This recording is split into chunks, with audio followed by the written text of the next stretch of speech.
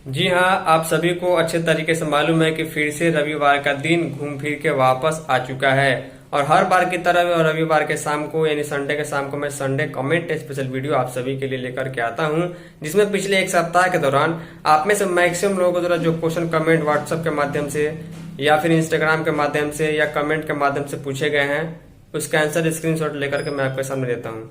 इस बीच जो भी नए लोग जुड़े उनको मैं बता दूं, संडे के शाम को संडे कमेंट वीडियो में अपना कमेंट लाने के लिए आपको जहां भी अपना क्वेश्चन कमेंट लिखना होगा वहां पर जरूर लिखिएगा कि संडे कमेंट्स में इसका आंसर दे, ताकि क्वेश्चन को सर्च करके वीडियो में लाना आसान हो पाए। चलिए इस सप्ताह के पहले क्वेश्चन की ओर चलते हैं। तो इस सप्ताह का पहला क्वेश्चन कमेंट जो है सोनम गोस्वामी नाम से यहाँ पर आया हुआ है। देखिए, उन्होंने पूछा है कि नमस्ते भैया, कुछ बच्चे के साथ अगर कुछ गलत हो जाए तो सेविका फंसेगी क्या? संडे कमेंट्स में बताएं। अररिया जिला ब्लॉक रानीगंज सेविका सोनम कुमारी। सबसे पहली बात कि जब आंगनवाड़ी केंद्र पर जो है बच्चे आते हैं, अभिभावक उनके पहुंचा देते हैं या सेविका लेकर के आती है, जब तक छुट्टी नहीं हो जाता, सेविका की पूरी और सहायिका की पूरी जिम्मेवारी है कि उनकी देखभाल करे।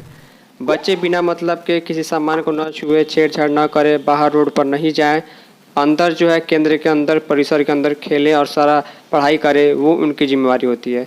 बाकी अगर छोटा मोटा कोई झगड़ा बच्चों में हो जाए, कुछ मामला हो जाए तो उसमें कोई बड़ी बात नहीं है। लेकिन केंद्र से अगर किसी प्रकार की घटना हो जाती है, बच्चे का कुछ हो जाता है, मान के चलिए बच्चा केंद्र पढ़ने आया था लेकिन बाहर चला गया, एक्सीडेंट हो गया, या फिर बच्चे का किडनैपिंग हो गया, हालांकि ऐसा नहीं हो, मैं चाहूँगा ऐसा कुछ नहीं हो, लेकिन अगर ऐसा हो जाता तो कहीं ना कहीं सेविका के ऊपर जिम्मेवारी जरूर रहती है, क्योंकि अभिभावक आप सबों के ऊपर जो है विश्वास करके आपके जिम्मेवारी पर जो है बच्चों को केंद्र में भेजते हैं कि आप बच्चों को खिलाएंगी पिलाएंगी, कुछ सिखाएंगी और वापस सुरक्षित घर आ जाएगी। तो इसका आपको ध्यान जरूर रखना है। मोहम्मद नजामुद्दीन नाम से कमेंट है कि अतुल जी, संडे कमेंट में बताइएगा सीतामढ़ी में महिला सुपरवाइज़र का बहाली कब आएगा, प्लीज़ ज़रूर बताइएगा संडे कमेंट में। देखिए, बिहार के 38 जिलों में बहाली आएगी, पटना वगैरह जिलों में 2-3 जिलों में बहाली निकल भी चुकी है। जो प्रमोशन वाला बहाली है सेविका से जो है महिला पर्यवेक्षिका बनने का, उसके लिए ये मैं बता रहा हूँ। अन्य जिलों में भी इस वर्ष में ज़रूर बहाली आ जाएगी। रोस्टर क्लियर हो रहा है, जहाँ जहाँ वैकेंसी प्राप्त हो रही है विभाग उस पर काम कर रहा है। हालांकि इसमें थोड़ा सा लेट लगेगा, लेकिन आप ये मान के चलिए कि इस वर्ष के अंत तक, दिसंबर तक लगभग सभी जिलों में वैकेंसी आ जाएगी। आप अपना डॉक्यूमेंट तैयार रखें। नेक्स्ट कमेंट रेशमी कुमारी नाम से आया हुआ है। इन्होंने लिखा है, अतुल भैया मैं सेविका हूँ, क्या मैं अदर स्टेट से डीएलएड कर सकती हूँ? प्लीज़ संडे कमेंट में बताएं। सबसे पहली बात, आप एक सेविका के तौर पर काम कर रही हैं और अदर स्टेट से डीएलएड करने का मतलब है कि यहाँ पर आपसे एक क्वेश्चन पूछा जाएगा जब भी आपकी जॉब होगी कि जब आप सेविका थी तो आपने जो है दूसरी जगह से पढ़ाई कैसे की, रेगुलर कोर्स में। जैसे रेगुलर कोर्स का मतलब होता है आपने एडमिशन लिया, आपका वहाँ पर क्लास चलता है, अटेंडेंस बनता है, आपका फॉर्म भराता है, आप एग्ज़ाम देने जाती हैं, आपका रिजल्ट आता है, आपको प्रैक्टिकल देना है, आपको थ्योरी जमा करना है, तो ये रेगुलर हो गया। लेकिन अगर डिस्टेंस मोड से या फिर ओपन लर्निंग से अगर डीएलएड हो पाता है, तो इसके बारे में मुझे मालूम नहीं है, तो पता करके आप कहीं से भी कर सकती हैं। सेविका रहते हुए भी बाद में कोई दिक्कत नहीं आएगी। नेक्स्ट कमेंट गिरिधर पंडित नाम से आया हुआ। इन्होंने लिखा है कि केंद्र संख्या 58 रुपौली पूर्णिया से मैंने आज से लगभग 2 माह पूर्व PMMBY का ऑनलाइन किया हुआ है, जो बिल्कुल सही है। एलएस द्वारा सत्यापन 1 माह पहले ही हो चुका है, इसके बाद भी कोई भी प्रोसेस आगे पीछे नहीं हो रहा है। अब इसके लिए क्या करना होगा, कृपया संडे कमेंट्स में बताएं।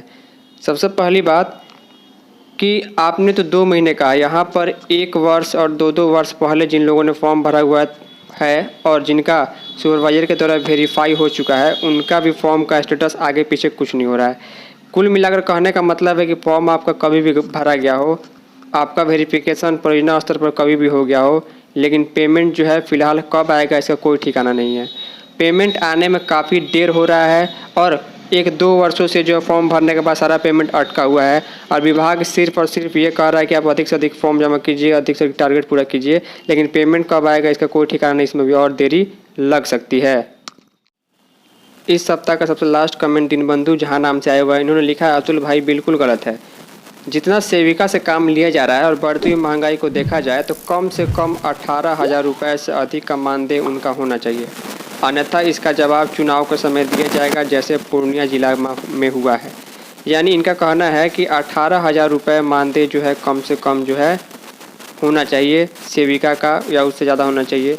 देखिए आपकी मांग सही है कि कम से कम जो है 15,000 से ऊपर होना चाहिए, आपने 18,000 कहा हुआ है। जिस प्रकार का काम सेविका करती है और अन्य विभागों का काम जो है सेविकाओं से लिया जाता है, और कभी भी किसी काम के लिए उनको तैयार कर लिया जाए, चाहे किसी प्रकार की संगोष्ठी हो या फिर बाढ़ पीड़ित में जो है सामानों को पैक करना हो, या किसी प्रकार का घर घर जाकर सर्वे करना हो, या दवाई बांटना हो। अभी हाल फिलहाल में आपने 2 दिन पहले देखा होगा कि मंत्री महिला एवं बाल विकास मंत्री अन्नपूर्णा देवी जी के द्वारा जो है बिहार के एक मंत्री सांसद सुनील कुमार जी के उत्तर में उन्होंने अपने विभाग के अधिकारियों को लेटर जारी किया कि इस पर कार्रवाई की जाए कि सेविकाओं का मानदेय कितना बढ़ोतरी हो सकता है। तो ये विभागीय प्रक्रिया, इस प्रक्रिया को पालन किए बिना कुछ नहीं हो सकता। मानदेय बढ़ना जो है फिलहाल काफ़ी बड़ी बात होगी, लेकिन अभी इसके बारे में कोई अपडेट नहीं है कि कब बढ़ेगा या नहीं बढ़ेगा। यहाँ पर जैसे आपने लिखा है कि चुनाव के समय जो है इसका जवाब दिया जाएगा एकजुट होकर के। जैसे पूर्णिया जिला में जो है पप्पू यादव जी जो है सांसद बने और वहाँ पर जो है अन्य पार्टियों का सफाया हुआ, तो ये हर जगह अगर एकता और मजबूती दिखेगी तब जाकर होगा, अन्यथा कोई फायदा नहीं होने वाला है। तो फाइनली इस सप्ताह के संडे कमेंट स्पेशल वीडियो में इतना ही। उम्मीद करूंगा जो भी क्वेश्चंस कमेंट मैंने डिस्कस किए उससे आपको कुछ न कुछ जानकारी मिली होगी, जानने समझने सीखने को मिला होगा। देखिए सारे क्वेश्चंस मैं कवर नहीं कर पाता हूँ, वीडियो काफी लंबी हो जाएगी, आप लोग के लिए बोरिंग होगी, आप नहीं देख पाइएगा। तो जिनका क्वेश्चन छूट गया उसके लिए आई एम रियली सॉरी। आप मुझे सीधे इंस्टाग्राम या व्हाट्सएप पर मैसेज करके पूछ सकते हैं, जो जरूरी क्वेश्चन होगा उसका मैं रिप्लाई जरूर दूंगा। फाइनली इस वीडियो में इतना ही, तब तक के लिए जय हिंद, वंदे मातरम।